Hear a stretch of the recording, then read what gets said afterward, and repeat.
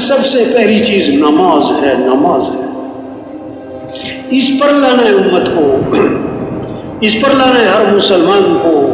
یہ تبلیغ میں محنت، اذان ہو تو بازار بند، اذان ہو تو دفتر بند، اذان ہو تو سارے کارخانے بند، اذان ہو ہمارا غریب مسجد میں جائے، ہمارا مالدار مسجد میں جائے، ہمارا وزیر مسجد میں جائے، ہمارا تاجر مسجد میں جائے، آسان ہو گئی۔ مسئلے حل کرنے والا کون ہے؟ اللہ ہے۔ اب کیا کرو؟ اب اللہ کے سامنے جھکو، اللہ کے سامنے ہاتھ باندھو، اللہ کے سامنے سر جھکاؤ، اللہ کے سامنے ماتھا ٹیکاؤ، پھر یہ اللہ کے سامنے ہاتھ پھیلاؤ۔ جو کام حکومتوں کے بس میں نہیں ہے، اور جو کام کیا ہے کروڑوں روپے سے نہیں ہوتے، وہ کام اللہ تمہاری دعاؤں سے کرے گا۔ نماز مسئلوں کا حل ہے، نماز مسئلوں کا حل ہے۔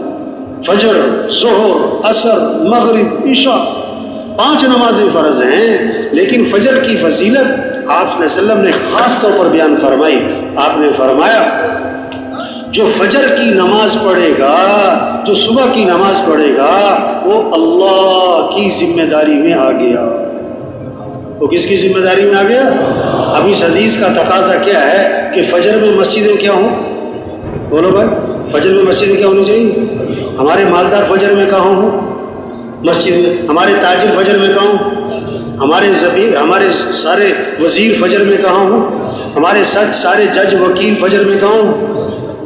اب جب فجر میں مسجد خالی ہوگی تو کیا مطلب کہ اللہ کی ذمہ داری سے، بولو بھائی، اللہ کی ذمہ داری سے نکل گئے۔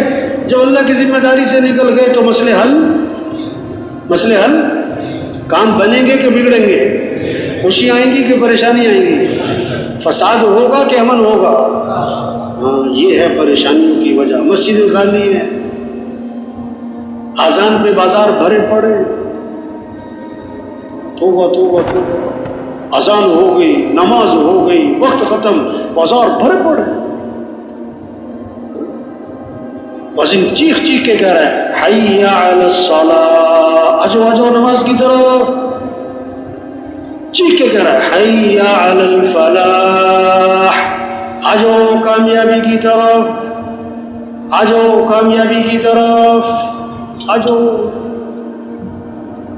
صبح کو چیخ کے مؤذن کہہ رہا ہے، پورے محلے میں آواز گونج رہی، الصلاۃ خیر من النوم، الصلاۃ خیر من النوم، نماز بہتر ہے کس سے؟ نیند سے۔ نماز بہتر ہے نیند سے۔ اٹھ جاؤ،